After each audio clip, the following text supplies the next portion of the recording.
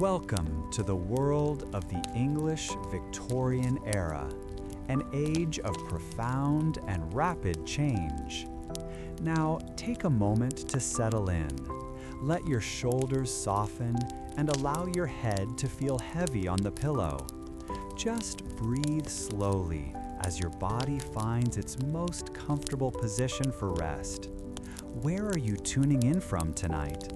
Is it late in your part of the world, or are you stealing a quiet moment from a perfectly chaotic schedule? Whatever the case, I am so glad you are here, even if it means you are currently hiding from a mountain of laundry.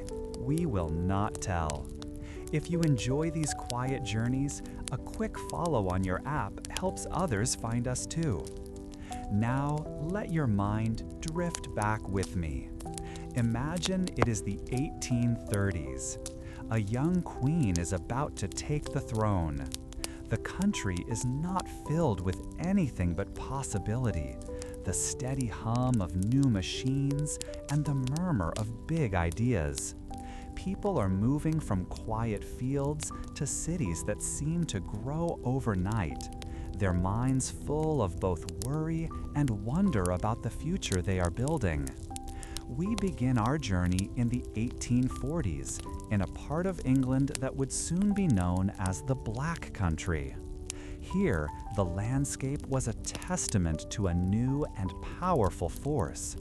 Tall brick chimneys stood against the sky, each adding its own dark plume to the clouds overhead. The very ground seemed to vibrate with a low, constant hum of activity, a feeling that traveled up through the soles of a person's boots. Inside a sprawling iron foundry, the work of a new age was being forged. Men moved with a deliberate slowness, their bodies glistening with sweat that caught the light from the furnaces. They shielded their eyes not from the sun, but from the blinding, liquid white glow of molten iron being poured from a massive crucible. Each time the fiery metal met the damp sand of a mold, a great hiss filled the cavernous building, and workers a dozen yards away felt a sudden warmth on their faces. The dominant sound was a harsh mix of industrial noises, a rhythmic, deafening clang of massive steam-powered hammers echoed off the high, soot-stained rafters, each blow shaking the very foundations. This was punctuated by the sharp scrape of iron on iron and the shouts of foremen, their voices barely audible above the constant din. Here, every breath was a conscious effort, a shallow intake of air that carried the metallic tang of hot iron and the sharp scent of burning coal. This was the birthplace of the core material for the revolution to come. The iron ore dug from the deep, dark seams of the earth, and the coal brought up from nearby pits arrived here as raw, untamed elements. Through the intense process of smelting and the blast furnace, they were transformed. The resulting cast iron was immensely strong, capable of bearing incredible weight, yet it held a hidden weakness. It was brittle. This single property would have fatal consequences in the years to come, as many of the early steam boilers forged from this very material would shatter under pressure. From foundries like this one, the heavy, precisely shaped components of a revolutionary machine were shipped across the country. This machine was the condensing steam engine, a design perfected by the brilliant partnership of James Watt, an instrument maker with an uncanny mind for mechanics, and Matthew Boulton, a forward-thinking businessman. The principle behind their engine was simple, yet its execution was a work of genius. It all began with a boiler, a great iron vessel where coal fire heated water into high-pressure steam. This steam was not simply allowed to escape. It was channeled into a cylinder, where its immense expansive force pushed a heavy, tight-fitting piston. This powerful linear push was the heart of the engine's work. Here, however, was Watt's most significant contribution. In older engines, the cylinder was cooled with water to create a vacuum, a slow and wasteful process. Watt devised a separate chamber, the condenser, where the steam was drawn off and cooled. This meant the main cylinder could remain hot at all times, dramatically improving the engine's efficiency and reducing its thirst for coal.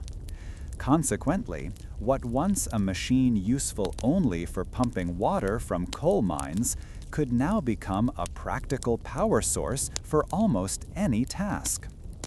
To make this power truly useful for industry, the straight up and down motion of the piston needed to be converted into a smooth spinning motion. This was achieved through an ingenious system of gears called the sun and planet gear, which translated the piston's powerful thrust into the steady rotary force that could turn the wheels of a factory.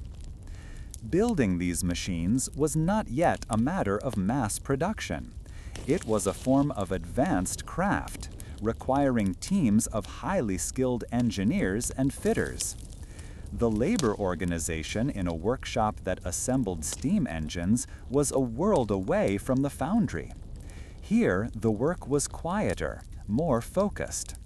A master engineer oversaw the entire process, a man who could often diagnose a machine's ailment simply by its sound. He understood the language of the machine. A subtle change in rhythm might signal a loose fitting. A slight grinding noise could indicate a need for lubrication.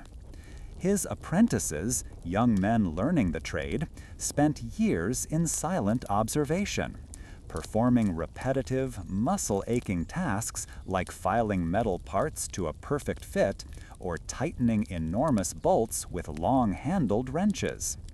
Their education was not in books, but in their hands and ears. The greatest technical challenge they faced was achieving precision. An engine's power came from containing high-pressure steam, and any gap between the piston and the cylinder wall meant lost power. For Watt's designs to be truly efficient, the cylinder had to be bored into a perfectly round, perfectly smooth tube of iron. Early methods were crude, resulting in cylinders that were slightly oval or uneven. Steam would leak past the piston, hissing away precious energy.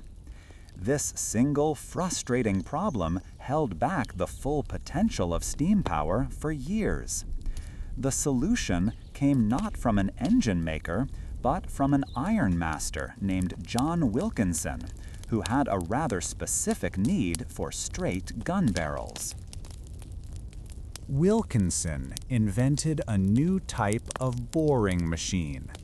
Unlike previous designs where the cutting tool could wobble, his machine held the tool perfectly rigid, while the entire cast iron cylinder revolved around it.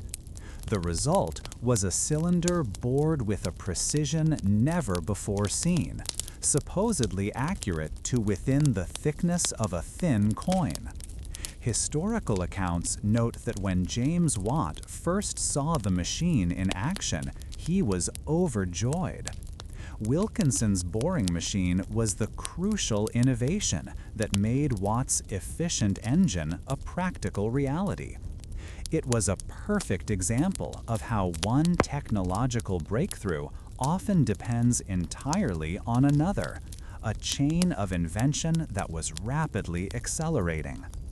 The impact of this perfected steam engine was profound.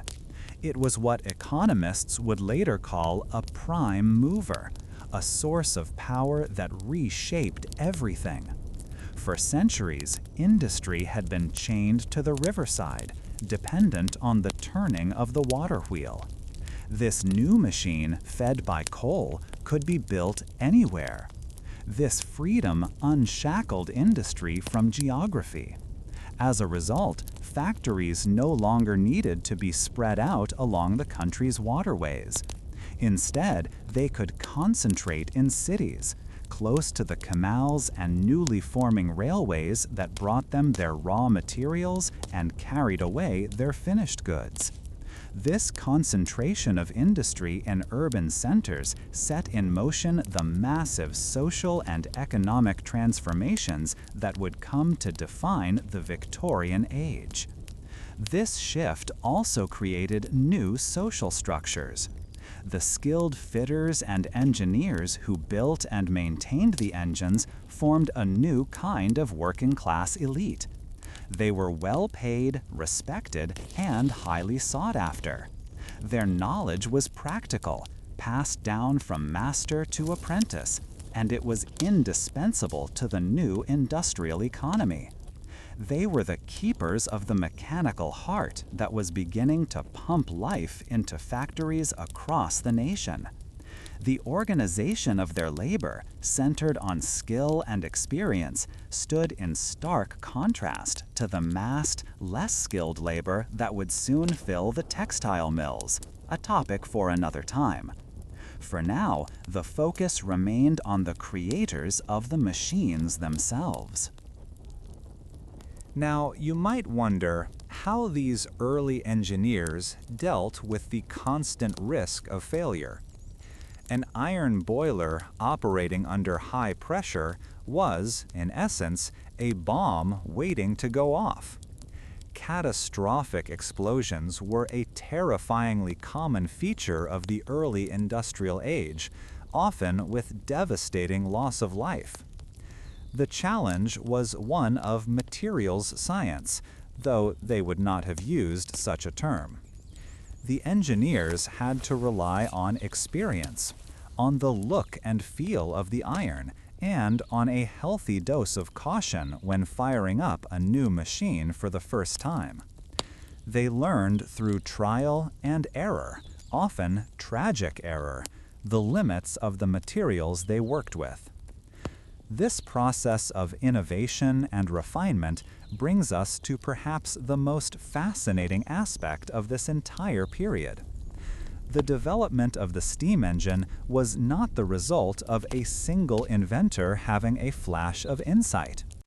Rather, it was a slow, collaborative process that spanned more than a century, with countless individuals making small but crucial improvements. From Thomas Newcomen's first atmospheric engine in the early 1700s to Watt's separate condenser and Wilkinson's boring mill, each step built upon the last. It was a system of gradual, collective learning, driven by practical needs and the persistent pursuit of greater efficiency. This raises a deep question that historians still debate. Was the steam engine the primary cause of the Industrial Revolution, the single invention that sparked all the change that followed? Or was it an invention that arrived at the perfect moment to meet pre-existing demands? Some scholars argue that a growing commercial economy, expanding trade, and new ways of organizing finance created a powerful need for a new source of energy. In this view, if Watt had not perfected the engine, someone else would have, because the social and economic conditions were ripe for it. The engine was not so much a cause, but an effect, a powerful solution to a problem a whole society was already trying to solve. Regardless of the answer, the result was the same. A machine born in the fire of the foundry and the precision of the workshop became the engine of a new world. It was the mechanical muscle that would power the factories, drive the locomotives, and propel the ships of Victorian Britain. It represented a fundamental shift in the human relationship with energy, a move from the limited and unreliable power of wind, water, and muscle to the immense, concentrated power locked away in fossil fuels. These initial forges and the complex systems they birthed demonstrate foundational patterns in the way societies harness technology to reshape their world. This chapter details the creation of the Boulton and Watt steam engine, tracing the process from the Black Country iron foundries and raw material extraction to the technical innovations like the separate condenser and Wilkinson's boring machine, while also exploring the skilled craft-based labor organization and the scholarly debate on technological determinism. The perfected steam engine, a heart of iron and fire, was no longer confined to the coal fields. Its rhythmic pulse now drove a new kind of body, the sprawling brick factories that began to rise across the landscape of Britain, especially in the growing city of Manchester. Inside these vast buildings, another revolution was unfolding, one not of iron, but of thread. Stepping into a Manchester cotton mill in the 1850s was to enter a world built of overwhelming sensation. The noise was the first thing one noticed, a constant, deafening clatter of thousands of shuttles and spindles. It was a sound so complete that it made spoken words useless. Workers developed their own quick language of hand gestures and nods to communicate above the din. Fine cotton fibers thrown from the machines filled the space, clinging to damp skin and catching in the back of the throat, making every breath feel gritty and dry. This process began with a material that tied Britain to its global empire, raw cotton, often called the white gold of the era. Bales of it arrived in the ports, sourced from the distant fields of the American South and British India. Its natural qualities were the key to its success. The fibers were long, strong, and readily took the vibrant new chemical dyes that science was creating. Once inside the mill, the journey from raw plant to finished cloth was a masterpiece of mechanical logic. The first stage involved breaking open the compressed bales and feeding the cotton into carding engines. These machines were like giant, unforgiving combs. Their rotating cylinders covered in sharp wire teeth that tore apart the tangled clumps, aligning the fibers into a soft, continuous ribbon known as a sliver.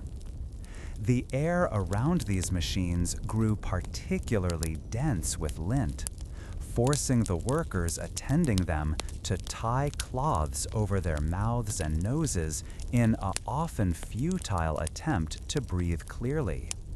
From the carding engines, this soft rope of cotton sliver was taken to the spinning mules. Here, the material was stretched and twisted with incredible precision, transforming the fragile ribbon into a strong, fine thread. These mules were enormous machines, often hundreds of feet long, that moved back and forth on iron tracks, their countless spindles whirling as they drew out and wound the yarn. This was the point where a new form of labor organization became most visible. The work of tending these machines, Piecing together broken threads and replacing full bobbins was deemed suitable for women and children. Historical accounts often note that their supposedly nimble fingers were ideal for the task. But a more direct reason was economic. Mill owners could pay them a fraction of a man's wage, maximizing profit in a fiercely competitive industry. The entire factory operated on a new understanding of time, a discipline dictated not by the sun or the seasons, but by the unyielding rhythm of the machine. The day began and ended with the blast of a steam whistle, its sound carrying for miles and summoning thousands from their beds. Inside, a strict hierarchy was in place. At the top was the mill owner, but the most immediate power was the overseer. He patrolled the long aisles between the machines, a constant presence, ensuring that the human pace never slackened. His gaze was a form of pressure, and historical records from the period are filled with accounts of fines for lateness, for talking, or for making a mistake that slowed production. This was factory time, a rigid and exhausting new way of organizing human life around the needs of industry, where every minute was measured in terms of output. Once the thread was spun, it moved to the final and loudest part of the mill, the weaving shed. Here, hundreds of power looms were arranged in tight rows, each one automatically weaving the threads together at a relentless speed. But this speed introduced a persistent technical challenge. The threads, stretched tight in the loom, would frequently snap, forcing a halt to the machine and creating flaws in the finished cloth. The solution was a process known as sizing, where the yarn was passed through a starchy paste made of flour and other ingredients before being woven. This coating strengthened the threads, allowing the looms to run faster and with fewer interruptions. For the mill owners, this innovation was a clear victory, a simple chemical fix that significantly increased the efficiency of their expensive machinery. However, this solution created a new and far more dangerous problem for the workforce. For the sizing to remain effective and the threads pliable, the atmosphere in the weaving sheds had to be kept artificially hot and extremely humid. Steam was often pumped directly into the rooms to maintain these conditions. For the weavers who spent 12 hours a day in these sheds, the effects were severe. A constant heavy dampness settled deep in their chests, leading to chronic lung ailments that were common among textile workers. Breathing became a conscious effort in the steamy rooms, and the high heat caused constant perspiration that soaked their clothing through. This was a direct trade-off, where a technical solution to a production problem was implemented at a direct cost to the health of the laborers.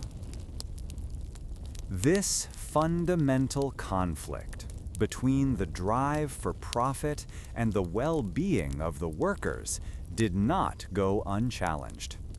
While the overseer represented the power of the owner, a different kind of organization began to form in the shadows. Accounts from the time describe how workers would meet quietly after their exhausting shifts in pubs or private homes, far from the watchful eyes of the factory managers. They spoke of the unfair fines, the dangerous conditions, and the need for mutual support. From these hushed conversations, the first stirrings of organized labor in the factory system began to grow. Workers would pool their pennies to create sick funds to support families when a breadwinner was injured by a machine, a common and often devastating occurrence. These early gatherings were the seeds of the trade union movement. It was a direct, organized response to a system that treated labor as just another raw material, a cost to be minimized. The demand was not for revolution, but for basic dignity. A slightly shorter workday, basic safety measures around the unguarded machinery, and an end to the arbitrary power of the overseers. The struggle was long and bitter, as mill owners held immense power and viewed any attempt at combination among workers as a threat to their property and their right to manage their affairs. Yet, the very conditions of the factory, gathering hundreds of people together to face the same hardships, created the common ground on which these new alliances were built. The endless thread pouring from the mills of Manchester was thus weaving more than just cloth. It was weaving a new social fabric for Britain. It produced astonishing wealth for the nation and its new class of industrialists, clothing the world in cheap, durable cotton. At the same time, it created a vast, disciplined urban working class, bound to the clock and the machine in ways their rural ancestors could never have imagined. The clatter of the looms was the sound of a new economy, but it was also the sound of a new and enduring tension between capital and labor.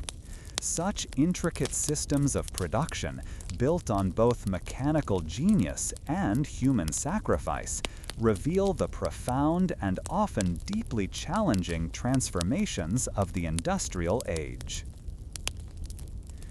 The rhythmic clatter of the textile mills, a sound that defined entire cities, was soon joined by a new, more profound noise, the sound of the landscape itself being remade.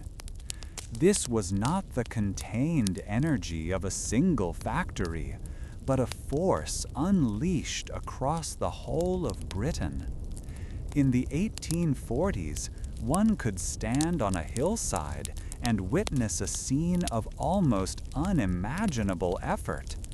Below, in a deep gash carved through the earth, a human river flowed. The air carried the chorus of thousands of shovels scraping against soil and rock, the steady thud of pickaxes, and the low grunts of men as they heaved loaded wheelbarrows up steep, swaying wooden planks. Overlooking it all, a foreman's whistle would cut through the din with a sharp, clear blast, a signal that governed the pulse of the entire operation. The physical cost of this work was etched onto the men themselves, visible in their permanently stooped backs and hands so calloused they resembled worn leather. This immense undertaking, however, did not begin with a shovel. It started with quiet, meticulous planning. Weeks or months before the first spade broke ground, a small team of surveyors would arrive, men of a different sort entirely. They carried not picks, but delicate brass instruments called theodolites, which were tools for measuring angles with incredible accuracy. Setting up their tripods, they would squint through lenses, mapping the contours of the land and plotting a course that adhered to one unbreakable rule. The gradient, or the steepness of the slope, must be as gentle as possible. An early steam locomotive, for all its power, could not handle steep hills. Therefore, the surveyor's calculations dictated the entire shape of the railway, decreeing where a great cutting would be carved through a hill, or where a massive embankment of packed earth would be raised to carry the line across a valley. Their work was the unseen intellect that guided the brute force to come.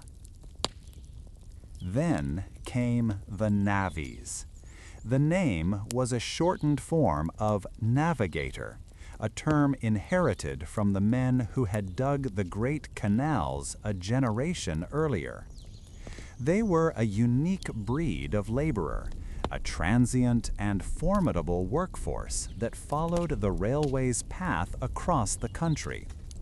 They were organized into gangs, often working under a subcontractor who paid them by the amount of earth they moved, a system known as piecework.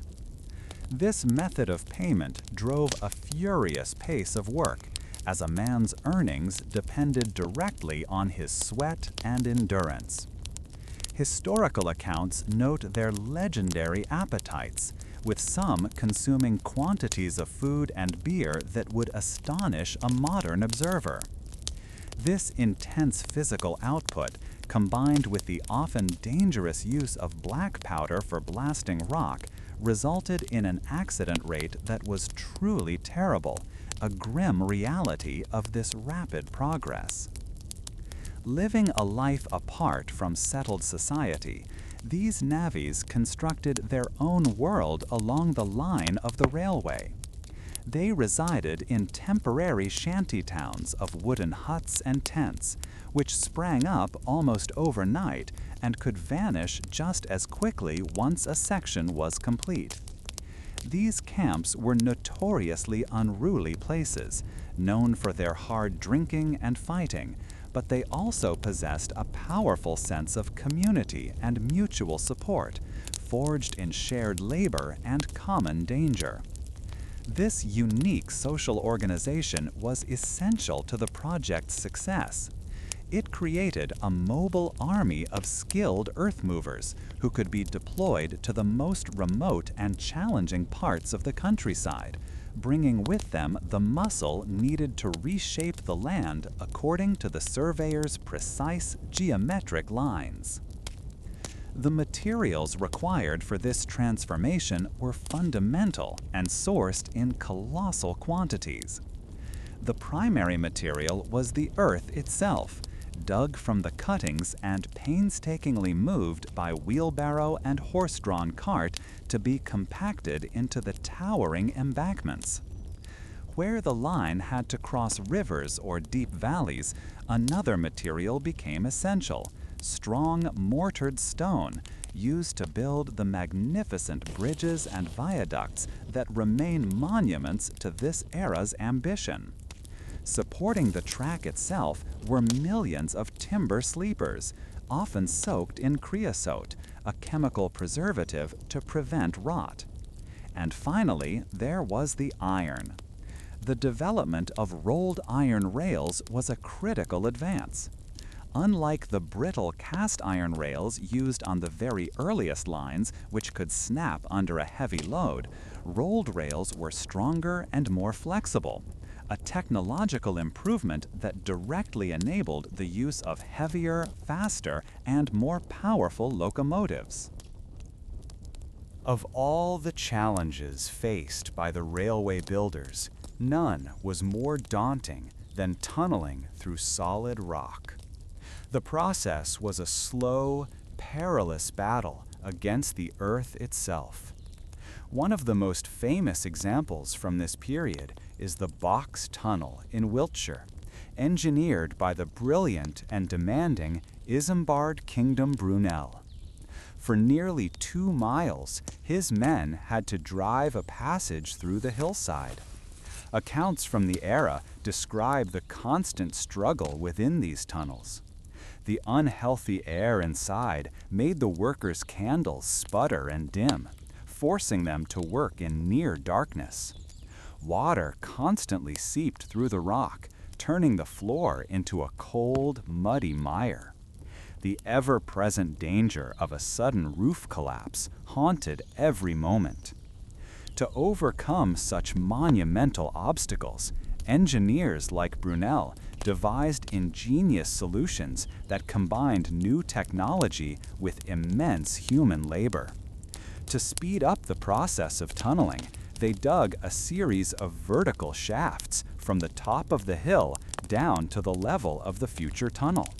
This allowed multiple teams of men to work simultaneously on different sections of the tunnel face, excavating outwards from the bottom of each shaft.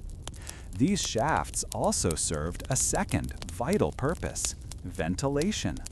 Furthermore, to combat the constant flooding that threatened to drown the entire works, massive steam-powered pumps were installed, working day and night to draw the water out of the ground. It was a perfect illustration of the era's character, the new power of steam being used to make a path for itself. It is easy, and indeed common, to focus on the genius of singular figures like Brunel or his contemporary, Robert Stephenson. These men were undoubtedly visionaries whose engineering skill and unwavering determination were essential. However, a broader social history perspective offers a more complete picture. The great man theory of history, which credits major events to the actions of a few influential individuals, can obscure the contributions of the thousands whose names are lost to time. The iron network that transformed Britain was not built by a handful of famous engineers alone. It was built by the sweat, skill, and often the lives of the anonymous navvies who wielded the picks and shovels, the masons who laid the stones of the viaducts, and the plate layers who set the final rails. Once the great earthworks were complete, the cuttings gouged out, and the embankments raised, the final stage of construction could begin. This was the work of the plate layers, a task that required not brute force, but discipline and precision. They worked in coordinated teams, moving along the prepared track bed with an almost military rhythm. First came the laying of the heavy timber sleepers, spaced at regular intervals. Then, with a loud clang of iron on iron, the long metal rails were hoisted into place and spiked down.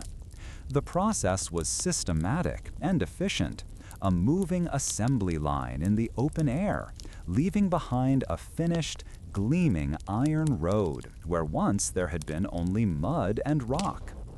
It was the final, orderly imposition of the industrial age upon the ancient landscape.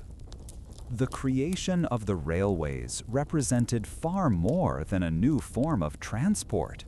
It was a physical and psychological reordering of the nation.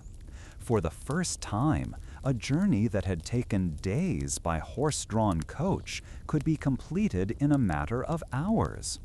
This compression of time and distance created a truly national market, allowing goods from a Manchester factory to be sold in London the next day. It standardized time itself, forcing the patchwork of local times across the country to yield to railway time, synchronized from the Greenwich Observatory. The iron skeleton built by the navvies became the circulatory system of a new industrial Britain, pumping goods, people, and information across the land with unprecedented speed. This immense reshaping of the physical world demanded a new scale of investment and corporate organization. Building a railway line was far too expensive for any single individual to finance. Consequently, this era saw the rise of the joint stock company, where thousands of investors, many from the growing middle class, could buy shares and fund these massive projects. This led to periods of intense speculation and financial frenzy known as railway mania, where fortunes were made and lost in a fever of investment. This new form of capitalism, driven by grand engineering projects, became a defining feature of the Victorian economy, financing not just railways, but docks, canals, and bridges across the globe.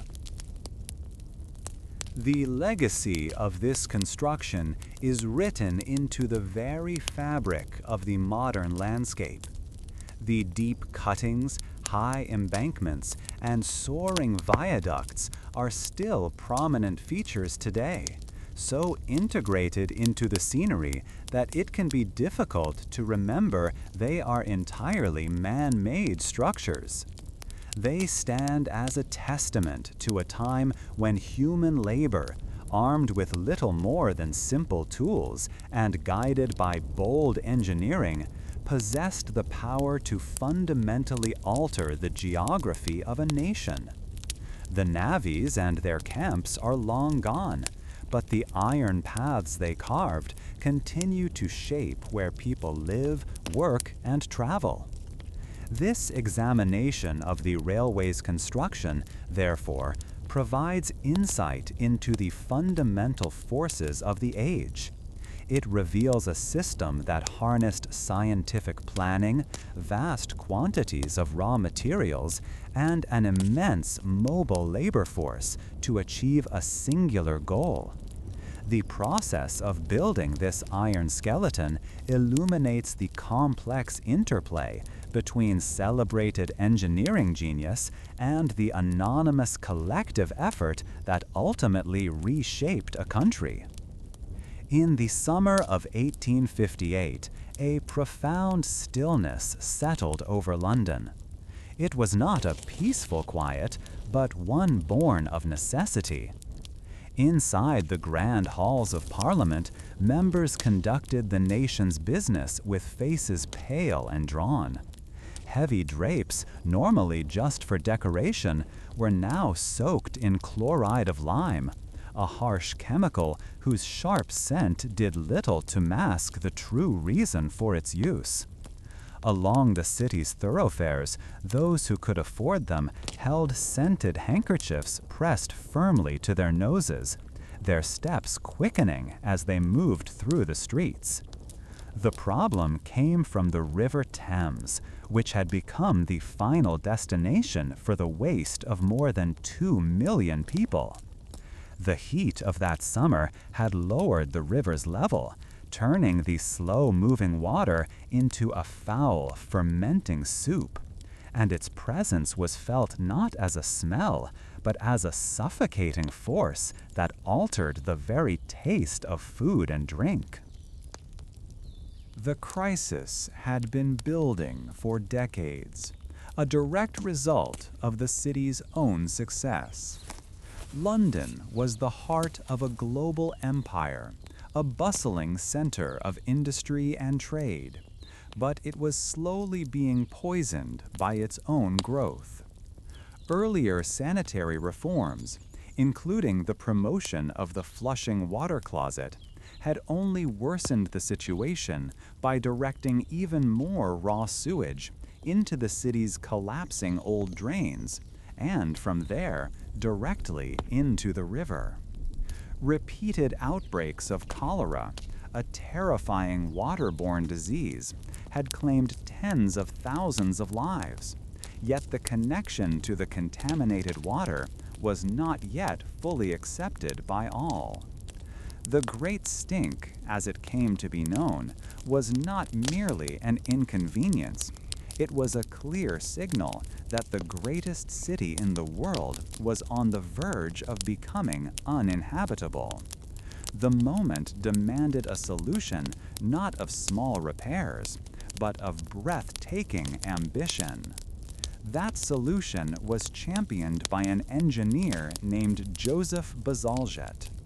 As the chief engineer for the new Metropolitan Board of Works, he proposed a system of staggering scale. His plan was elegant in its core concept. Instead of allowing the city's many sewers to empty into the Thames, he would build massive new tunnels, called intercepting sewers, that would run parallel to the river. These great brick arteries would catch the waste from the existing network before it reached the water. The genius of the design lay in its careful use of the landscape. Bazalgette and his teams had meticulously mapped the city's terrain, creating a system with a gentle, continuous downward slope. With a fall of just 2 feet per mile, gravity would do most of the work, pulling the city's effluent eastward, far beyond the main population centers. To bring this vision to life, an incredible quantity of materials was required. The project would ultimately consume more than 300 million bricks, each one laid by hand in the dark tunnels beneath the city. Beyond the bricks, the system depended on a remarkable new substance, Portland cement. Unlike traditional lime mortar, this new type of cement had the crucial ability to set and harden underwater. This property was absolutely essential for constructing the sections of the sewer that ran along the riverbank, and for building the massive new embankments that would encase them. The development of this strong, water-resistant binding agent was as vital to the project's success as the grand design itself, providing the physical means to tame the water both inside and outside the tunnels. Slow beneath the city's streets, legions of men worked to carve out these new passageways. These were the excavators, sometimes called mudlarks, who toiled in near total darkness, their work lit only by the flickering flame of a candle or a simple oil lamp.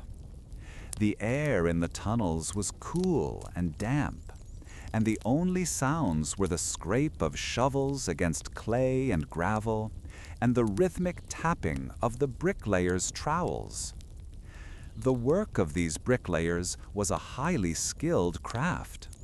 They had to construct perfectly curved, watertight arches with incredible precision, ensuring the structural integrity of the tunnels that would bear the weight of the city above. It was exhausting, dangerous labor, a world away from the bustling life on the surface.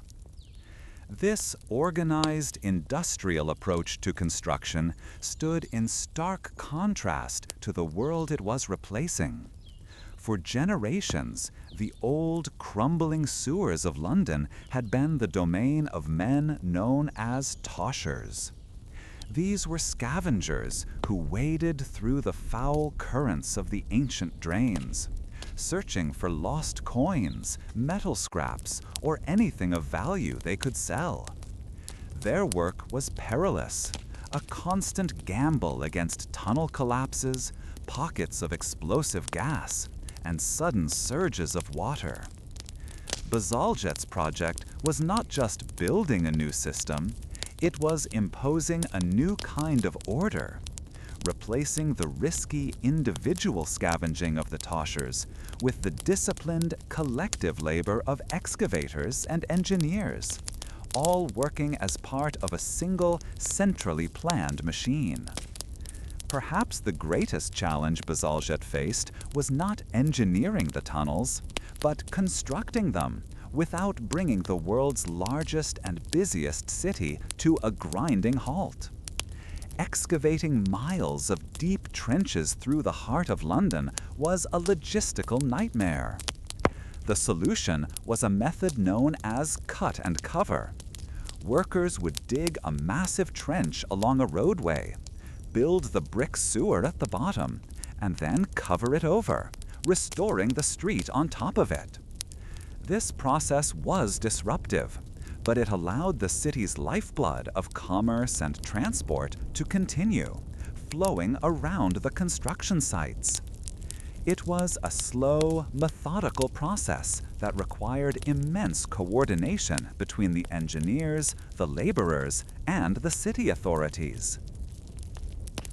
The most visible and lasting result of this cut and cover technique was the creation of London's great river embankments. In order to house the main low-level intercepting sewers, Bazalgette built massive granite-faced walls along the banks of the Thames, reclaiming acres of foul-smelling mudflats. The sewer lines were laid within these new structures, which were then covered over. What emerged were the Victoria, Chelsea, and Albert embankments, broad new roadways and public promenades, lined with trees and ornamental lamps. In this way, the solution to a hidden underground problem of public health gifted the city with some of its most beautiful and enduring public spaces, transforming the riverfront from a source of sickness into a source of civic pride. While gravity powered most of the system, at certain points the sewage had to be lifted to a higher level. For this, Bazalgette's plan required massive steam-powered pumping stations. The most magnificent of these was Abbey Mills in Stratford. It was far more than a merely functional building. Designed with ornate ironwork, soaring arches, and a central octagonal dome, it was often called a cathedral of steam. This structure was a testament to Victorian confidence. It showed a society so proud of its engineering prowess that it would build a temple to celebrate a sewage pump, turning a mundane necessity into a work of industrial art. These stations were the beating hearts of the system, their powerful steam engines providing the vital pulse that kept the entire network flowing. The effects of the completed system were immediate and profound. As the intercepting sewers began diverting the waste away from the river, the Thames began to cleanse itself. Fish were seen in its lower reaches for the first time in memory. More importantly, the project was a landmark victory for public health. Within years of the system becoming fully operational, deaths from waterborne diseases like cholera and typhoid plummeted. The link between sanitation and health was proven on a scale never seen before. The Great Sewer Network had broken the deadly cycle of contamination that had plagued London for centuries, saving countless lives and securing the city's future. This vast, unseen network became the invisible foundation upon which the modern city was built. It made high-density urban living sustainable in a way that had never before been possible.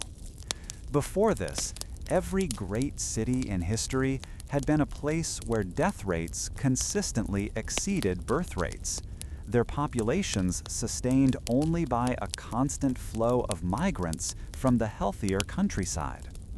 Bazalgette's system changed that fundamental equation. It demonstrated that through systematic planning, scientific understanding, and large-scale public investment, the lethal challenges of urbanization could be overcome. This was a lesson that would be copied by cities across the world, and it remains deeply relevant for the growing megacities of our own time. The project represented a new relationship between a city and its inhabitants.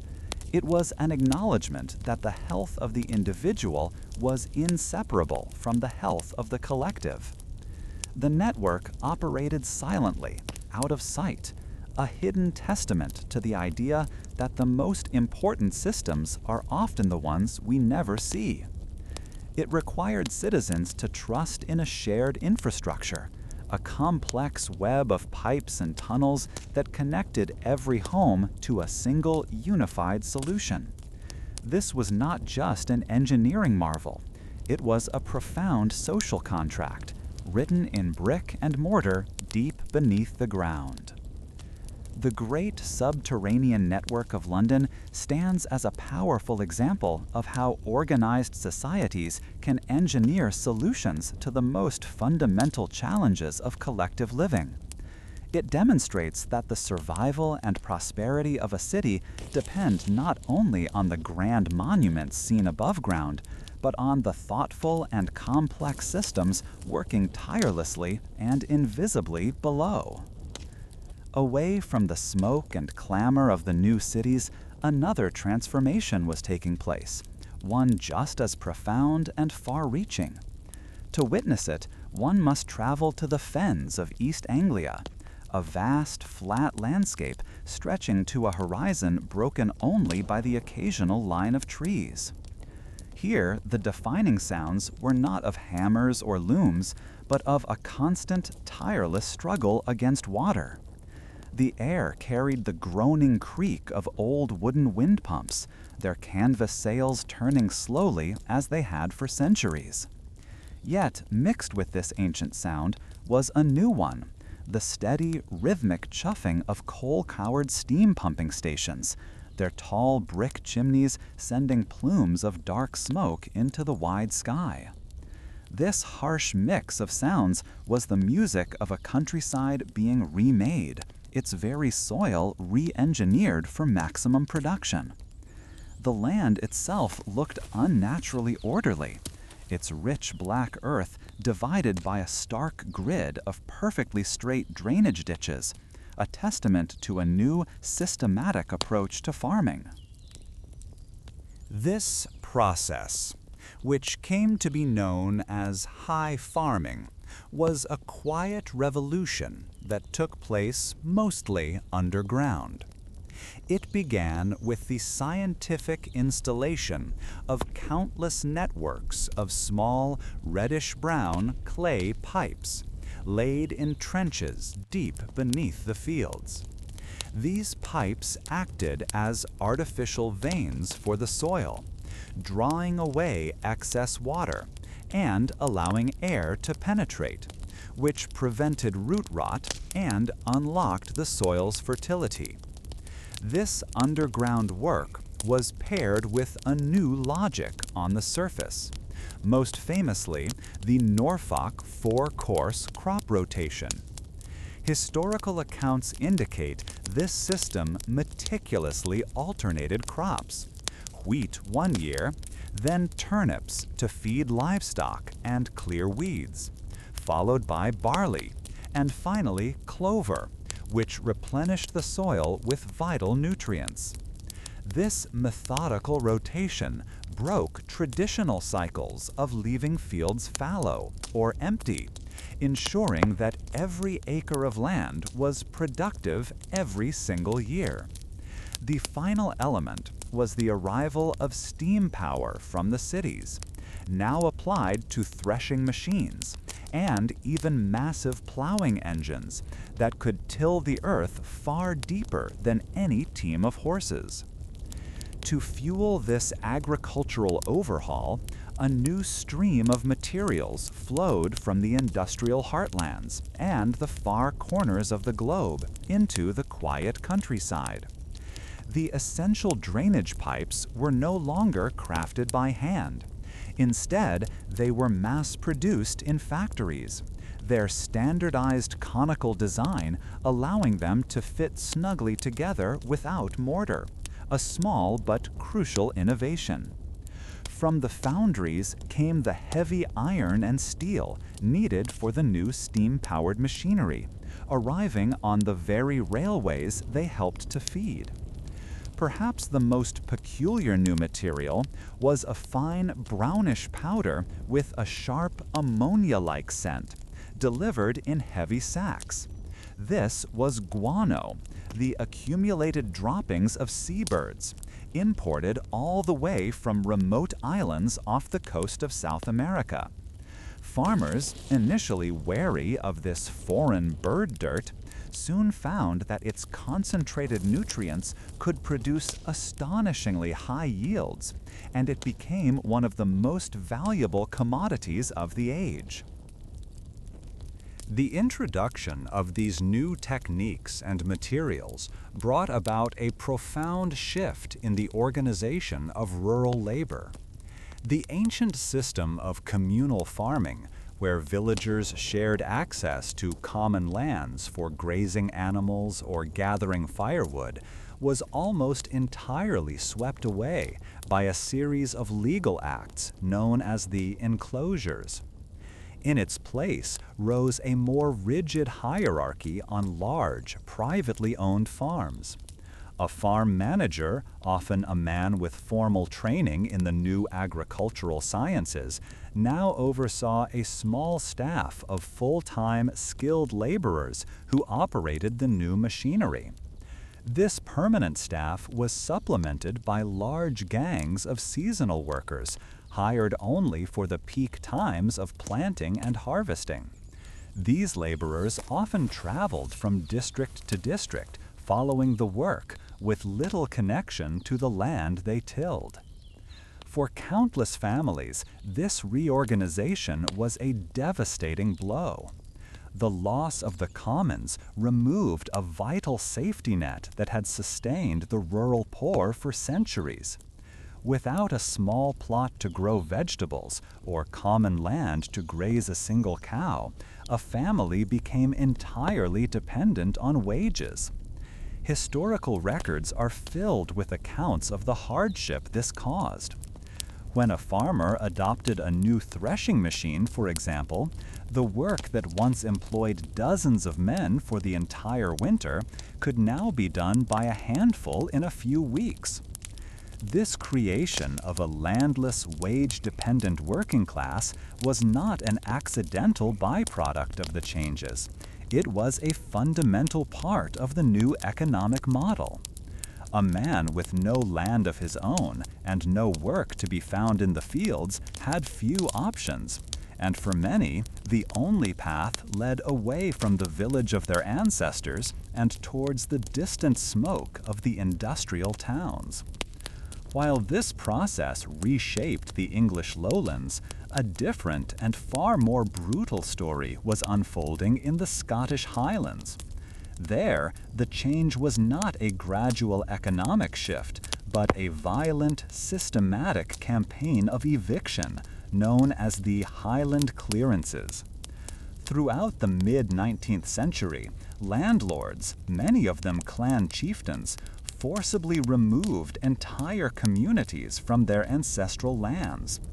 Their aim was not to introduce more efficient crop farming, but to clear the land for more profitable cheviot sheep, which required vast empty glens for grazing.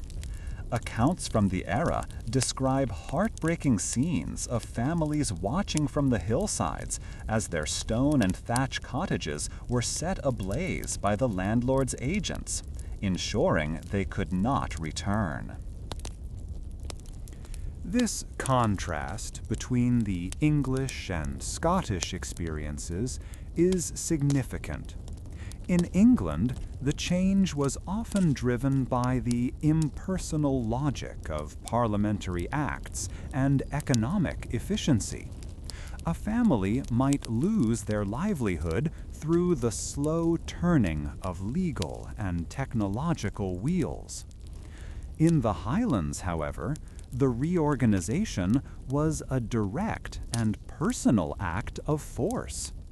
The result was the near total destruction of a unique Gaelic culture and a massive wave of forced migration, with thousands of displaced Highlanders seeking new lives, not just in the factories of Glasgow, but in the distant lands of Canada, Australia, and New Zealand. It serves as a stark reminder that the march of Victorian improvement was experienced very differently depending on where one lived. Back in England, the new system of high farming proved incredibly successful at its primary goal, producing more food with less labor. The neatly drained and fertilized fields yielded harvests of wheat and barley on a scale previously unimaginable. This agricultural abundance was the essential partner to the Industrial Revolution unfolding in the cities. It fed the rapidly growing urban populations, from the workers in the Manchester cotton mills to the engineers building the London sewers. Without this reliable and expanding food supply, the concentration of millions of people into factory towns would have been impossible. The countryside was no longer simply a place where people lived and grew their own sustenance. It had been transformed into a highly efficient food-producing machine, inextricably linked to the urban centers by the new railway lines. This efficiency, however, produced not just a surplus of grain, but also a surplus of people. The same innovations that increased crop yields drastically reduced the need for human labor on the land. Every new steam plow and every enclosed common pushed more people off the farms. This displaced population became the vast reservoir of labor that the new industries desperately needed. They were the men who would dig the railway cuttings, the women who would tend the power looms, and the children who would crawl through the narrowest coal seams. The agricultural revolution, therefore, did not just feed the Industrial Revolution, it populated it. The two transformations were two sides of the same coin, locked in a powerful cycle of cause and effect that fundamentally remade the nation. The landscape itself became a permanent record of these changes. The old, irregular patchwork of medieval fields and commons gave way to the familiar modern countryside of large rectangular fields enclosed by neat hedgerows or stone walls. The very shape and texture of rural Britain was redefined in these decades. This newly ordered world was, in many ways, an enormous scientific and engineering achievement, a testament to the Victorian belief in progress and control over nature. Yet, it was a world built upon the disruption of ancient communities and the displacement of a significant portion of the population, a social cost that would echo for generations. These patterns of agricultural modernization, with their complex interplay of technology, capital, and social displacement, help to illuminate one of the most persistent questions in historical study: how and why societies undergo such rapid and fundamental transformations. The taming of the land was not a gentle process, but a forceful remaking of both the physical environment and the human relationships within it. It was a revolution written not in ink, but in the straight lines of drainage ditches and the stark absence of villages that once dotted the map, their people having become fuel for a different kind of machine. While the great machines of iron and steam reshaped the physical landscape of Britain, another, quieter revolution was taking place. This one was a revolution of speed and distance, one that sought to conquer not mountains or rivers, but time itself. Inside a central London telegraph office in the 1860s, the work of this new age unfolded. The room was not filled with the clang of hammers, but with a constant, high-pitched chatter of clicking sounds from dozens of brass instruments. For an outsider, it was a meaningless and harsh mix of sounds. But for the operators seated rigidly at their desks, it was language. They sat with an intense, focused posture, their hands a blur as they tapped out messages, their minds translating the staccato rhythm into stock prices, government orders, or urgent family news. This was the hub of a new national nervous system. The technical process behind this remarkable feat was, at its core, beautifully simple. An operator in one city would tap a small lever, known as a key. This action completed an electrical circuit, sending an electrical pulse down a long copper wire. Miles away, in another city, this electrical pulse would energize an electromagnet, a coil of wire wrapped around an iron core. The magnet would then pull a small metal arm towards it, producing an audible click. By using a system of short and long pulses, the dots and dashes of Morse code developed by Samuel Morse, operators could spell out any message imaginable. The system scaled up with astonishing speed, creating a vast network of these copper wires, often strung on tall poles that ran alongside the newly built railway lines, physically linking the new arteries of transport with the new nerves of communication. To build such a system required specific materials sourced from across the globe. The wires themselves demanded vast quantities of pure copper, a metal prized for its excellent ability to conduct electricity. These wires were held aloft by millions of massive cedar poles, marching in straight lines across the countryside and through the expanding cities. But the greatest material challenge arose when the network reached the sea. For an electrical signal to cross a body of water, the wire needed perfect insulation to prevent the current from leaking away. The solution was found deep in the forests of Malaysia, in the sap of the gutta percha tree. This strange, rubber-like substance, when heated and applied to the copper wire, proved to be the only effective waterproof insulator, a natural product that made the dream of a global electrical network a practical possibility. This new technology also created a new kind of skilled worker, the telegraph operator. These were not laborers of muscle, but of mental quickness and intense concentration.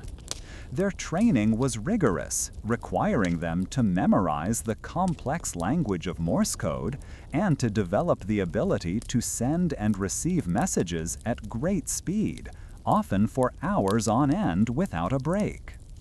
Historical accounts indicate that these operators formed a unique and dispersed community. An operator in London might spend his day in a clicking conversation with counterparts in Paris, Berlin, or Vienna, people he would almost certainly never meet, yet with whom he shared a specialized skill and a common professional language. They were the highly trained nerve endings of a rapidly connecting world, the human element in the electrical machine.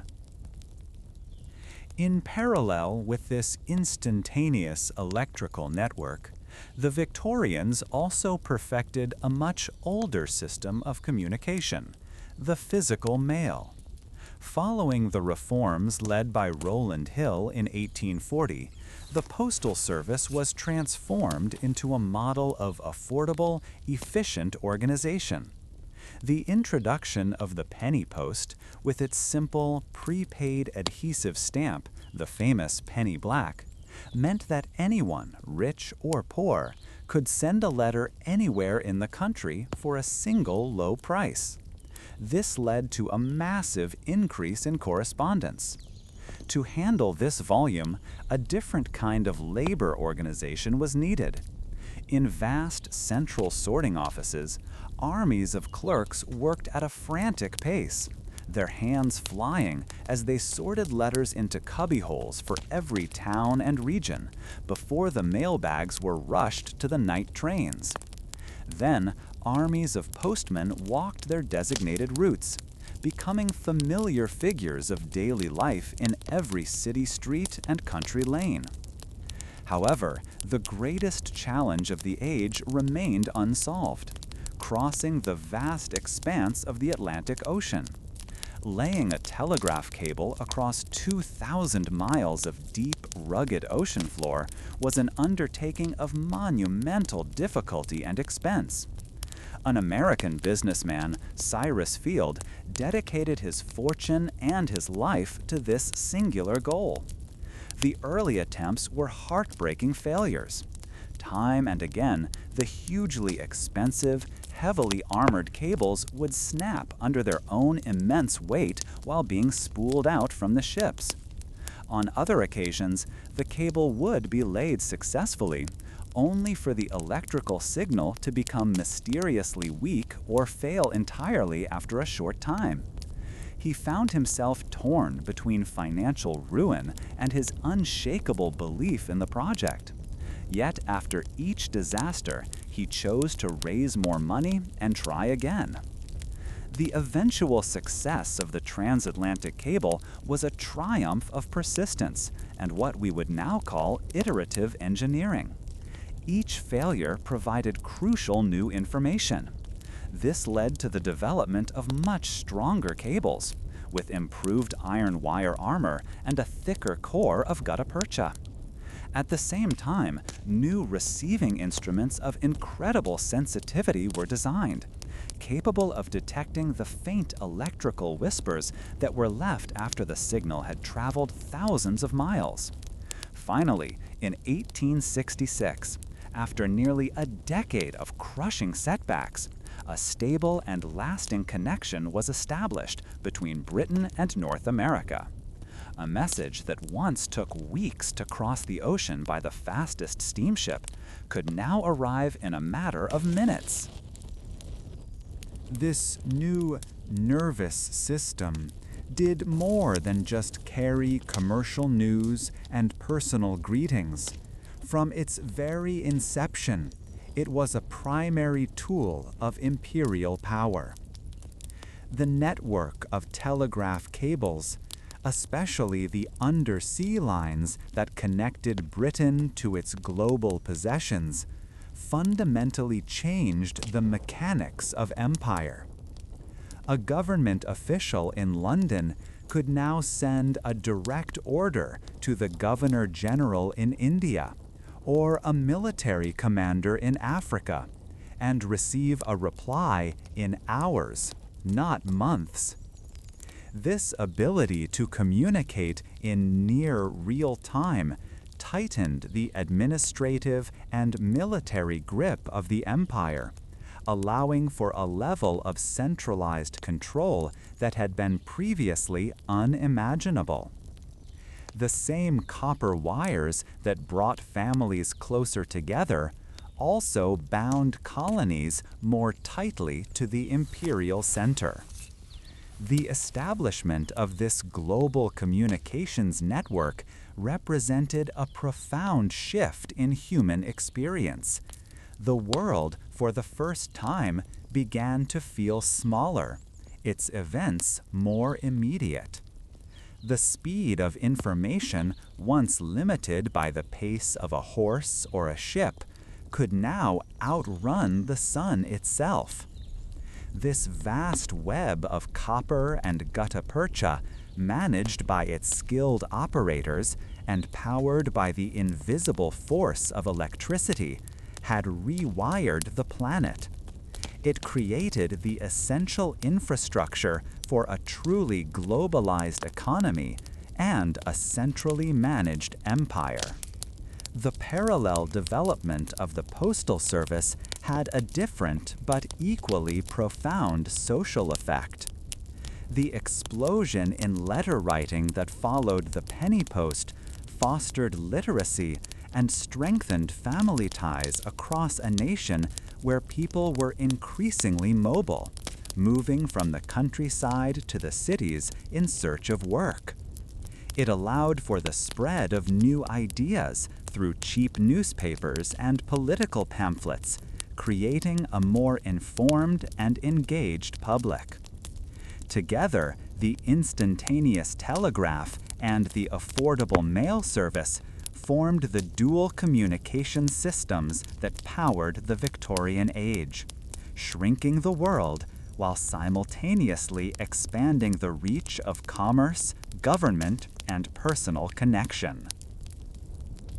Looking back, it becomes clear that these networks were more than just technical achievements. They were systems that altered the very perception of space and time, laying the groundwork for the globally interconnected world of today. The challenges of building and maintaining these systems, from sourcing rare materials to overcoming immense physical obstacles, pushed the boundaries of science and engineering. Contemporary analysis continues to reveal the intricate ways these pioneering communication networks shaped not only the economy of the 19th century, but also the political and social structures whose legacies extend into our own time.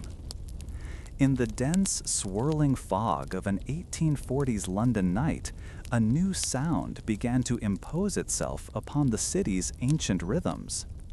It was not the rumble of a cart or the distant cry of a vendor, but the steady, deliberate tread of heavy leather boots on wet cobblestones. This sound was a signal, carefully cultivated to be both a comfort and a warning.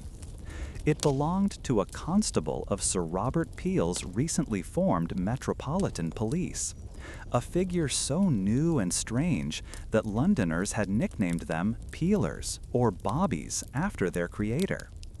He moved through lanes where gaslight struggled to define the edges of buildings, the dampness of the night settling on the shoulders of his distinctive dark blue uniform.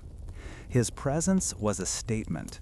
The sprawling, anonymous city would no longer be left to its own devices. An age of order was beginning, one footstep at a time. This uniformed man was not simply wandering. He was executing a precise technical process known as the beat. The city had been methodically divided on maps into a grid of small, manageable territories, and each officer was assigned one to patrol for the duration of his shift. This system was designed to ensure that no street was left unwatched for long. The constable was required to walk his route at a consistent pace, making his presence predictable to the law-abiding and unsettlingly regular to those with other intentions. Historical accounts indicate this systematic patrol was the core of Peel's strategy, shifting the focus from reacting to crime after it happened to actively preventing it through constant, visible presence. The officer was the human component in a vast new machine of civic surveillance. The very materials of his profession were engineered to overcome a deep-seated public challenge. The English people had long been intensely suspicious of any force that resembled a standing army, viewing it as a potential tool of government tyranny. To solve this, Peel and his commissioners made careful choices.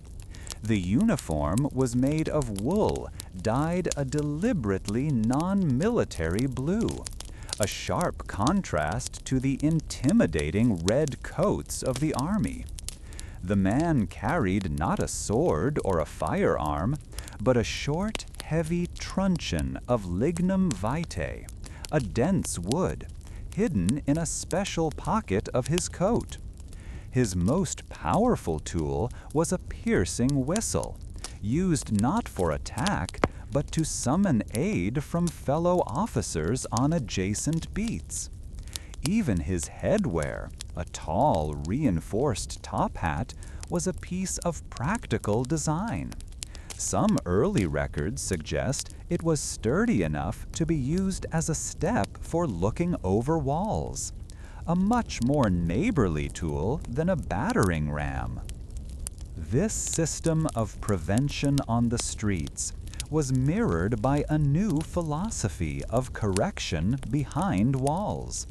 For those whom the peeler's steady presence failed to deter, a different kind of institution was emerging, the model prison.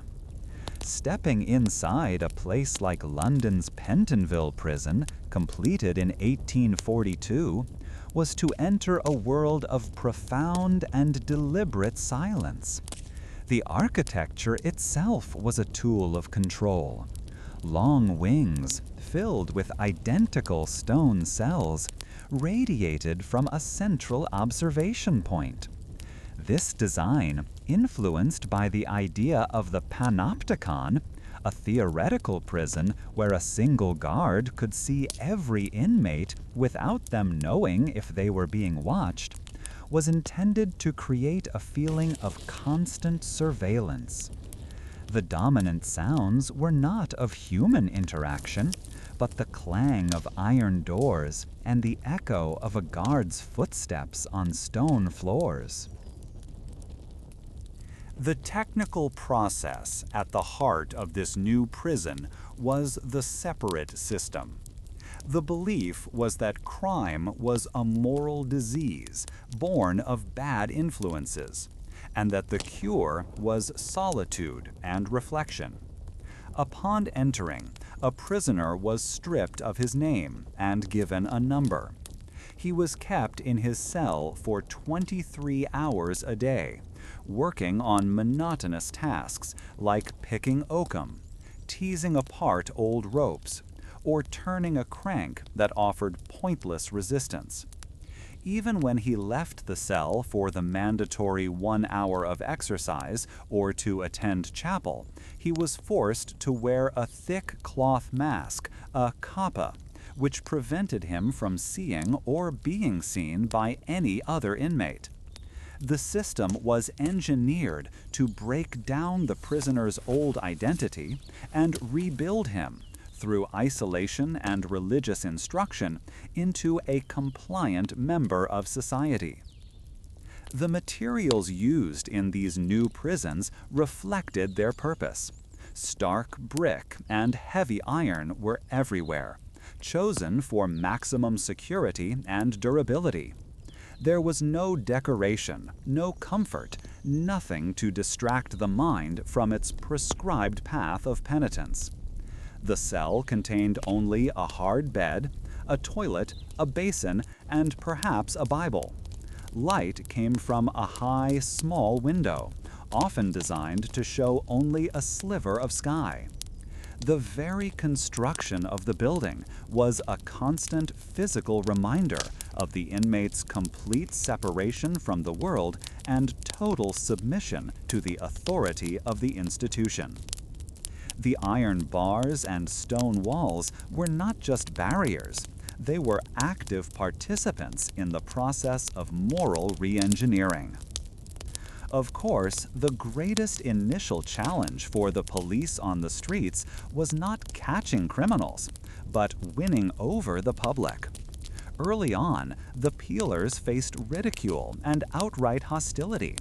People would shout insults, refuse to cooperate, or accuse them of being government spies. The solution put forward by Sir Robert Peel was a strict code of conduct. Officers were trained to be professional, impartial, and restrained. They were instructed to use force only as a last resort, and to see themselves as citizens in uniform, there to serve the public, not to rule over it. This slow, deliberate process of building trust, beat by beat, incident by incident, was perhaps the most difficult engineering project of all. It required changing not just the city's streets, but the public's mind. This brings us to a more searching consideration of these new systems. Later social theorists, such as the French philosopher Michel Foucault, would look back at these Victorian innovations and see something more than just a response to rising crime rates. They argued that the new police and the modern prison were part of a broader shift in how power operated in society. It was no longer just about the public and dramatic punishment of the body, like a public hanging. Instead, it became about the constant discipline and surveillance of the entire population, especially the growing urban working class. In this view, the officer on his beat and the guard in his central tower were two sides of the same coin. They represented a new, more subtle form of social control that encouraged people to regulate themselves.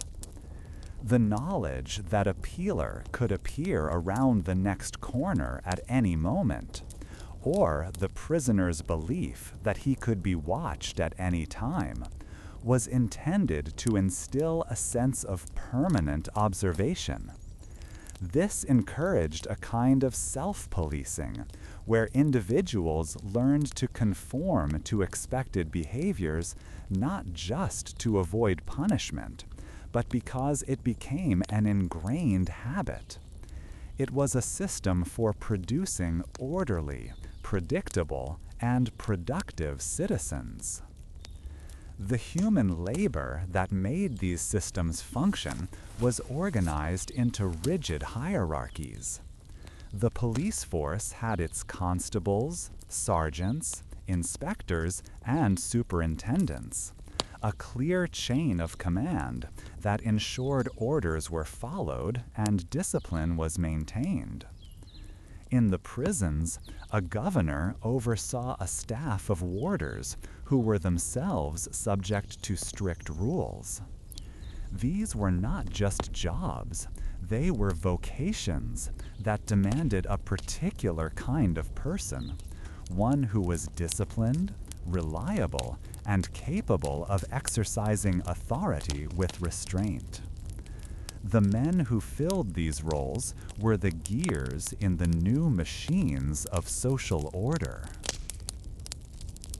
Ultimately, the rise of the police and the model prison represented a profound change in the relationship between the individual and the state.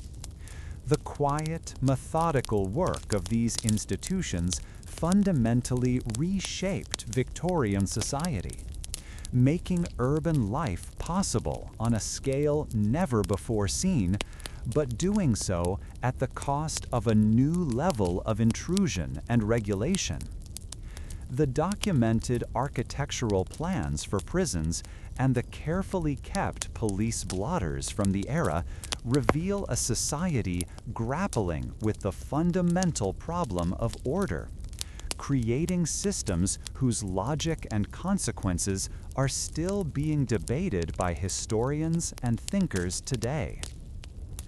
In the cities of the 1870s, a new sound began to define the rhythm of the day, one that was quieter but just as constant as the factory whistle. It was the collective drone of voices from within tall brick buildings, the sound of children reciting their multiplication tables. Inside one such classroom, the air carries the dry, mineral scent of chalk dust. Dozens of children sit in neat, rigid rows, their backs straight and their hands folded on the desks before them. A stern schoolmaster paces the aisle, his gaze sharp and unwavering, ensuring that every posture remains correct. The dominant sound is the rhythmic, grating scrape of 100 slate pencils moving across 100 small slate boards, a uniform noise of minds being put to a uniform task.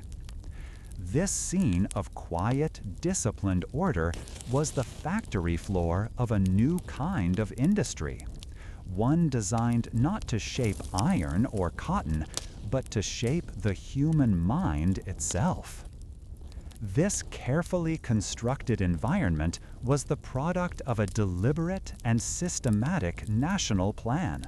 Following the landmark Forster Education Act of 1870, a process began to create a system of learning where for centuries there had been only a patchwork of church and charity schools. The technical process was immense in its ambition. Local school boards were established, given the authority to raise funds and build what became known as board schools in any area that lacked adequate educational facilities. These boards were responsible for everything from hiring teachers to managing the day-to-day operations. This created, for the first time, a state-sponsored framework for elementary education, a machine for knowledge with local gears and a central parliamentary engine. It was an effort to standardize the very foundation of thought for an entire generation. To supply these new schools, an entire industry of educational materials was born. The narrative of learning was written with simple, mass-produced tools. Each child was equipped with a slate board and a slate pencil, chosen because they were cheap and reusable. A quick wipe with a damp rag made them ready for the next lesson. Textbooks, once rare and expensive items, were now printed by the million, their pages filled with standardized lessons on history, geography, and morality. The very architecture of the schoolhouse was part of this material system. Historical accounts describe buildings with large windows to allow for the maximum amount of natural light, and high ceilings to promote better air circulation, designs based on the latest scientific theories of hygiene. The school was a physical space engineered for efficiency and health, intended to produce orderly minds in healthy bodies. This new system required a new kind of labor force. The early teaching profession was a path to respectability for many intelligent working-class men and women, one of the few professional careers open to them. While the pay was low, the schoolmaster or schoolmistress held a position of significant authority within the community. To manage the large class sizes, which could often exceed 60 or 70 children, many schools relied on an organizational solution known as the monitorial system. The practice involved the teacher instructing a group of older, more advanced students who were called monitors. These monitors would then relay the lesson to smaller groups of younger children.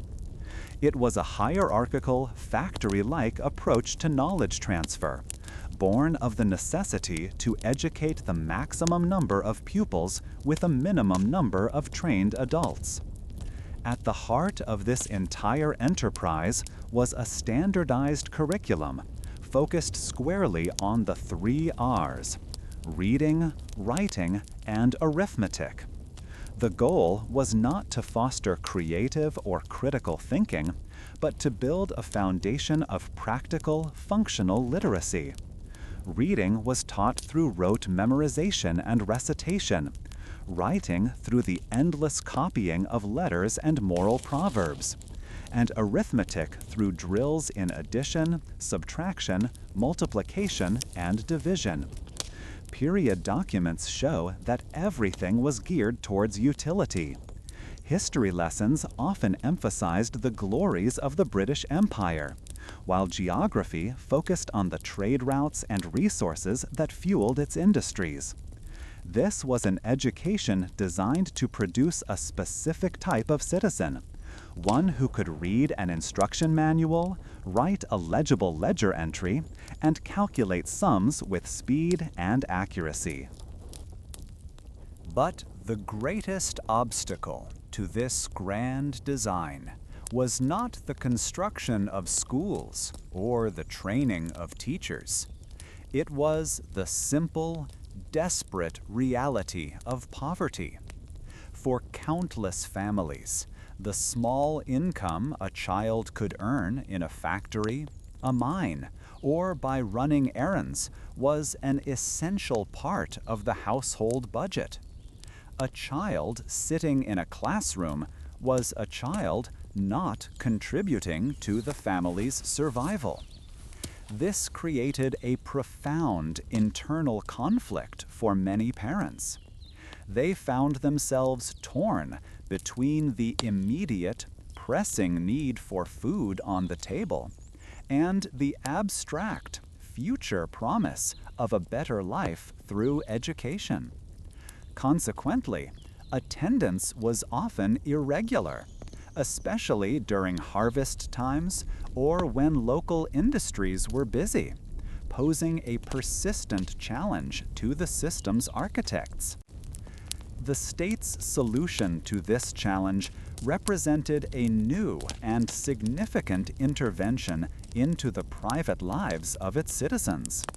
The gradual introduction of compulsory attendance laws made it a legal requirement for children to go to school. To enforce these laws, a new figure appeared in the urban landscape: the attendance officer, often known grimly as the board man. It was his job to track down absent pupils, visiting their homes and confronting their parents. Historical accounts describe him as a much feared official, a symbol of the state's newfound authority to step across the threshold of the family home and make demands that could directly impact its economic well-being. This was a fundamental shift, establishing the principle that a child's education was not just a family matter, but a concern of the nation. The long-term impact of this drive for mass literacy was profound, reshaping British society in ways its creators had only partly imagined. An entire population that could read created for the first time a true mass market for printed material. This led to an explosion in cheap newspapers, popular magazines, and serialized novels, all of which helped shape a new national culture and political discourse. It enabled broader political participation, as more people could read political pamphlets and follow debates. Most importantly, it supplied the human fuel for the next stage of the industrial economy and the administration of a global empire. The armies of literate clerks, bookkeepers, telegraph operators, and low-level administrators needed to run complex businesses and colonial governments were now being produced on a national scale. In this way, the Victorian school system can be understood as another of the era's great machines, as vital as the steam engine or the power loom.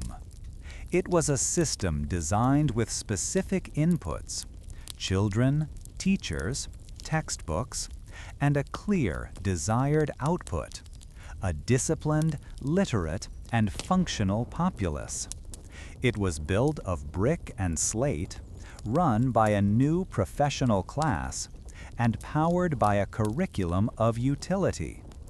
The creation of this vast system for shaping the mind reveals a society grappling with the human requirements of a new industrial and imperial age, recognizing that its future power depended not just on its machines, but on the education of the people who would operate them.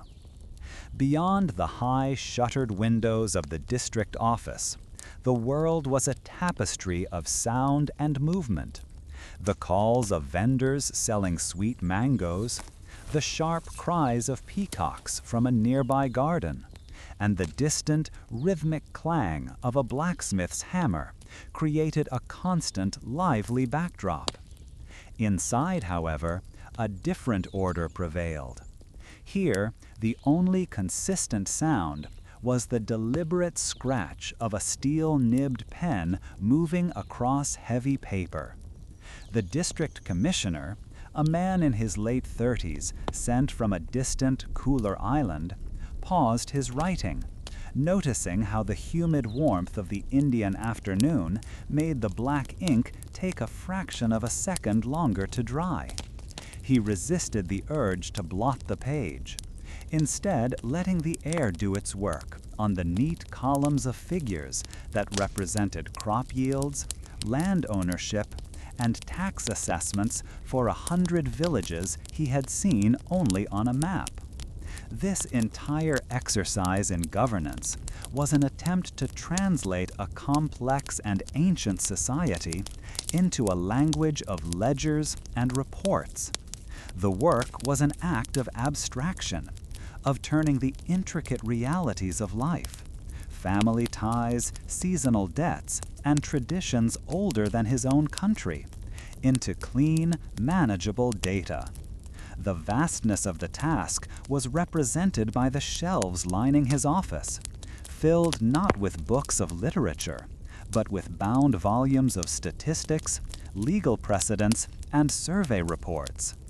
The scent in the room was not of spice, but of paper, ink, and the faint, waxy smell of the red sealant used for official correspondence.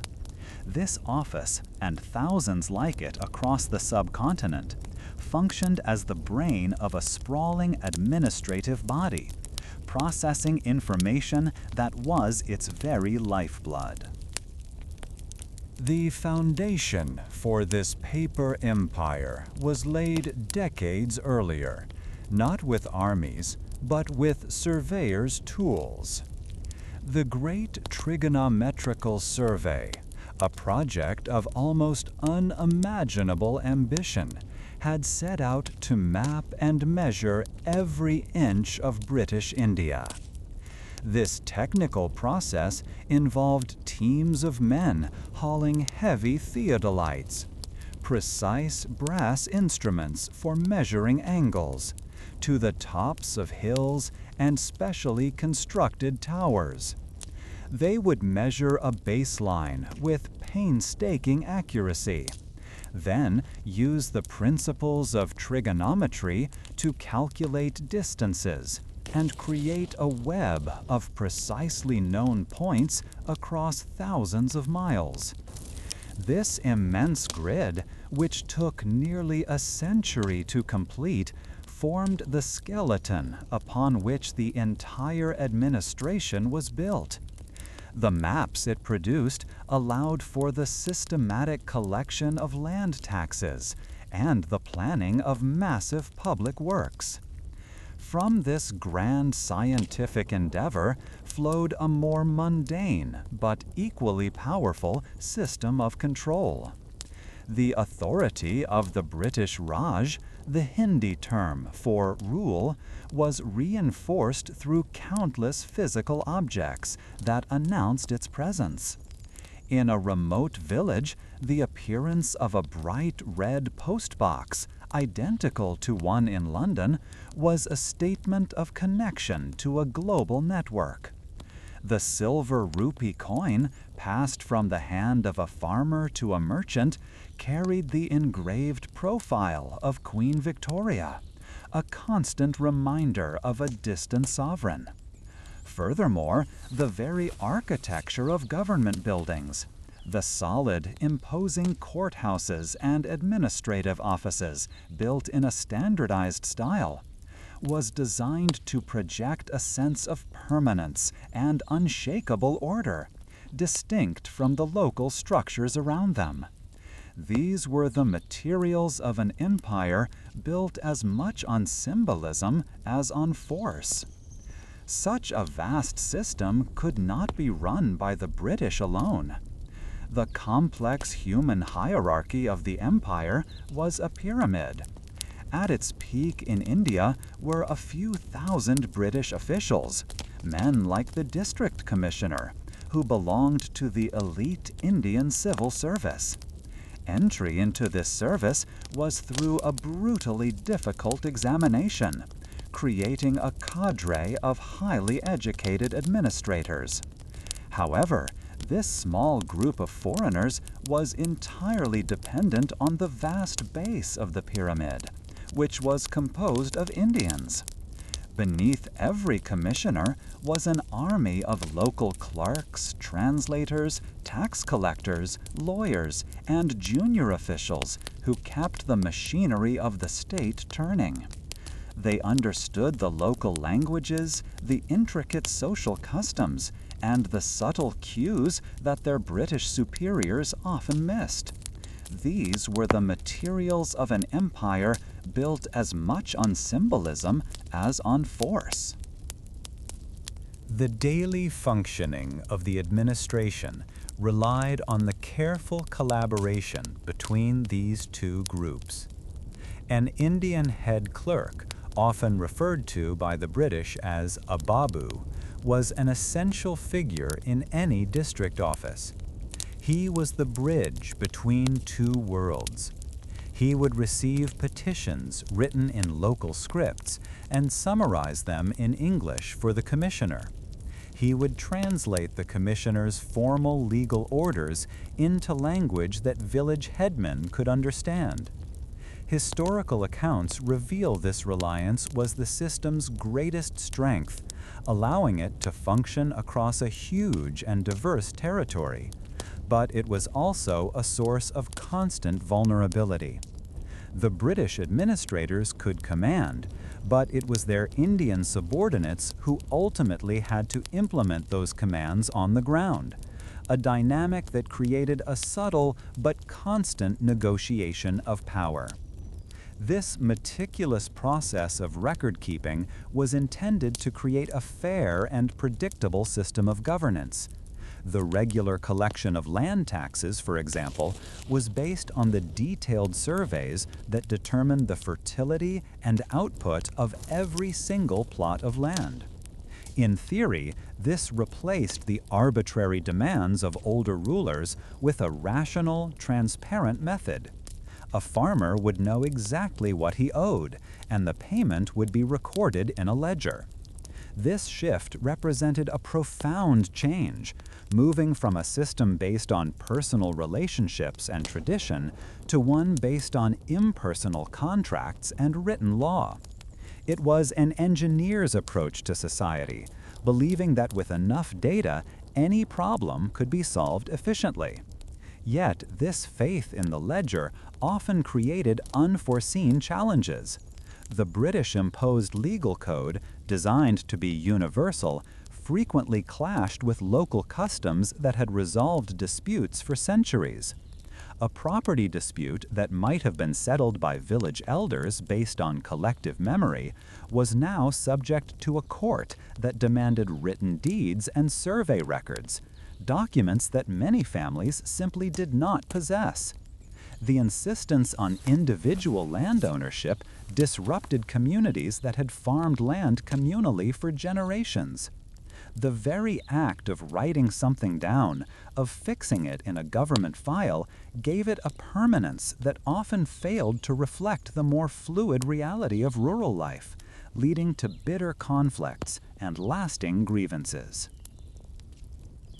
Moreover, the information that flowed upwards through the bureaucracy was not always as clean as it appeared. A local official, wanting to please his superior, might slightly inflate the figures for a harvest. A village, wary of tax collectors, might underreport its true wealth. The commissioner, in his office, reading these reports, had few ways to verify their accuracy. He was often judging a society through a distorted lens, a world flattened and simplified by the very process of documentation. Accounts from the era sometimes describe the quiet frustration of administrators who sensed they were only seeing a shadow of the truth, a reality curated for them by the layers of hierarchy that stood between them and the people they governed. The great public works projects were another expression of this administrative power. The construction of railways, irrigation canals, and telegraph lines transformed the landscape, driven by the same systematic planning that organized the tax rolls. These projects were triumphs of Victorian engineering, designed to move troops quickly, transport raw materials to the ports, and prevent the famines that periodically devastated the region. They were instruments of control and economic extraction, but they also laid the foundation for a more integrated subcontinent. The railway, built to serve imperial needs, would eventually be used by nationalists to organize movements for independence. This bureaucratic framework did not simply vanish when British rule ended in the mid-20th century. The legacy of these Victorian administrative systems proved to be incredibly enduring and deeply complex. The national civil services, the legal codes, the police forces, and even the parliamentary procedures of many post-colonial nations were built directly upon the structures left behind by the British. The very maps used to define new national borders were often the ones drawn by the Great Trigonometrical Survey a century earlier. The systems designed for imperial control were repurposed, becoming the essential architecture of newly independent states. The work of the district commissioner, scratching away in his quiet office, therefore had consequences that would echo long after he had gone. His ledgers and reports were part of a vast project to create a rational, governable, and profitable colony. While that empire has passed into history, the methods of organization it pioneered, the reliance on data, the structure of the civil service, and the very idea of managing a society through systematic information continue to shape the governance of hundreds of millions of people. These administrative tools, forged in the unique circumstances of the British Raj, provided a lasting model for the modern state in many parts of the world.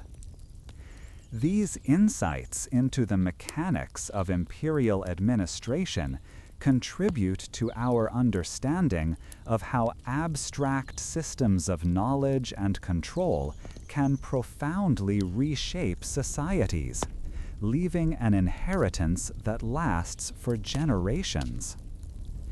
We arrive at last in the heart of London, in the year 1851. Here in Hyde Park stands a structure that seems almost impossible, a building that appears to be spun from light and air itself. To step inside the great exhibition of the works of industry of all nations is to leave the familiar, solid world of brick and stone behind. The quality of the light is the first thing one notices. It is not the direct, sharp light of the sun, but a vast, gentle, and evenly spread brightness, filtered through nearly 300,000 panes of glass. This illumination makes the colors of the exhibits, the deep crimson of Indian silks, the polished gleam of Sheffield steel, the rich mahogany of American furniture, appear with a clarity that is almost startling. People move through the immense space with a sense of wonder, their footsteps echoing softly on the wooden floorboards, their voices joining a low, unified hum of a dozen different languages spoken at once. This building, nicknamed the Crystal Palace, was not so much built in the traditional sense as it was assembled. Its existence was a direct result of all the industrial systems that had been developing for decades. The man behind the design was Joseph Paxton, who was not an architect but a gardener, known for creating enormous greenhouses. He applied this same principle on a monumental scale. The entire structure was a system of repeating modules, a skeleton of mass-produced cast iron columns and girders, all designed to hold standardized panes of glass. These components were manufactured in factories far away, brought to London on the very railways that now delivered visitors to the city's gates, and then put together on site with astonishing speed. This method of construction, a masterpiece of industrial process, allowed the entire colossal building, over 1/3 of a mile long, to be erected in just a few months. The logistical organization required to fill this vast space was a monumental challenge in itself, a definitive test of the new networks that now spanned the globe. Over 100,000 objects from Britain, its colonies, and foreign nations had to be gathered, transported, cataloged, and displayed. Steamships crossed oceans carrying heavy American reaping machines and delicate French porcelain. The telegraph system, that new nervous system of the nation, transmitted updates and coordinated shipments with a speed that would have been unimaginable a generation earlier. Inside the exhibition hall, a complex organizational chart divided the world's products into categories: raw materials, machinery, manufactures, and fine arts. This was an attempt to impose a rational Victorian order on the sheer, overwhelming variety of human creation. This grand project was not without its critics and its fears. In the months leading up to the opening, many Londoners were filled with a deep sense of unease. There were widespread predictions that the enormous glass roof would shatter in the first hailstorm, or that the galleries, crowded with thousands of people, would simply collapse. To counter these fears, the engineers conducted public tests, marching soldiers in step on the balconies to demonstrate their strength. An even greater anxiety existed around the social consequences. Many worried that bringing such a huge, mixed crowd of all social classes together from across the country and indeed the world would be a recipe for disorder, crime, or even revolution. This fear, however, proved to be entirely unfounded. The solution to this potential for chaos was found in another recently perfected Victorian system, the Metropolitan Police. The new, professional force managed the unprecedented crowds with a calm and quiet efficiency that impressed visitors from around the world. Officers patrolled the grounds not as an intimidating force, but as helpful guides, their presence a reassurance rather than a threat.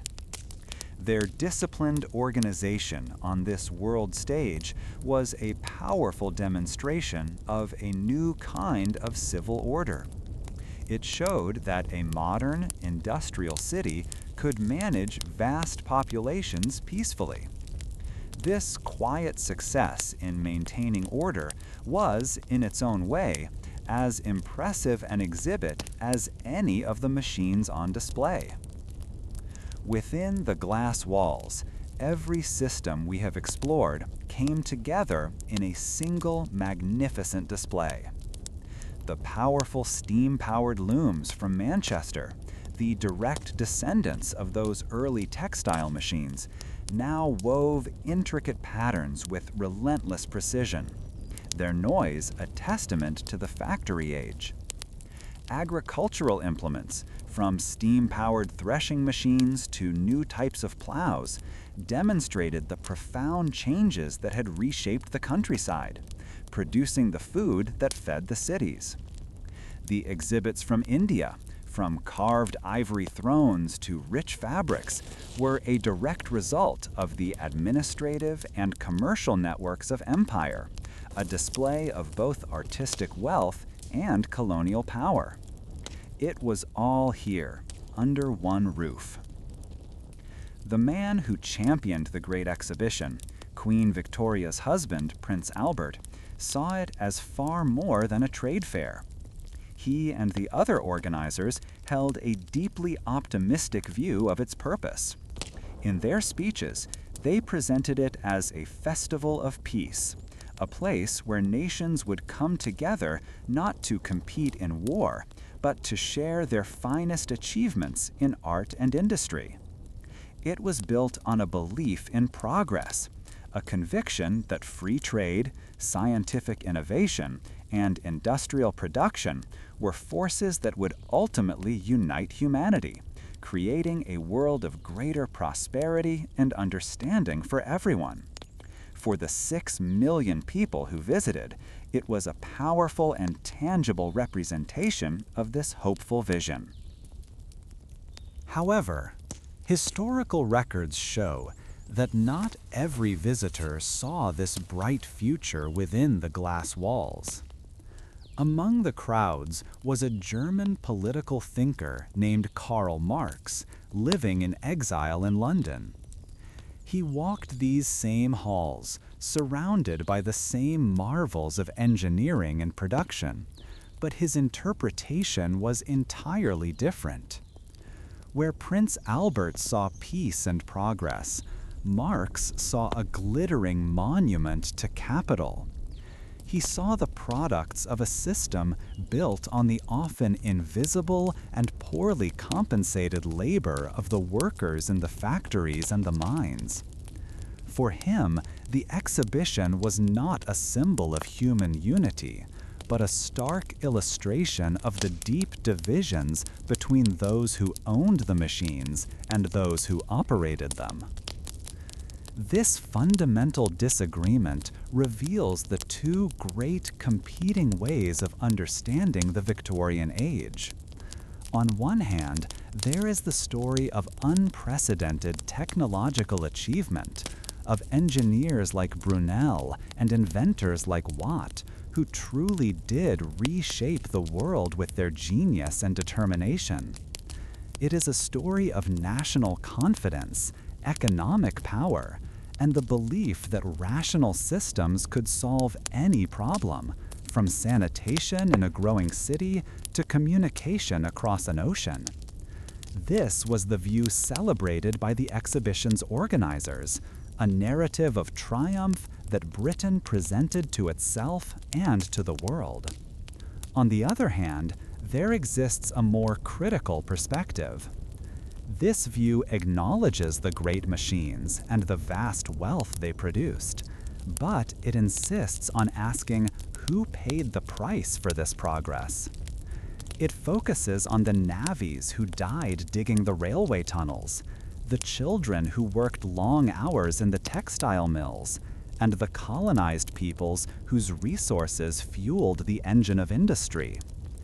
It points to the social costs, the new forms of poverty and inequality that emerged alongside the new forms of wealth.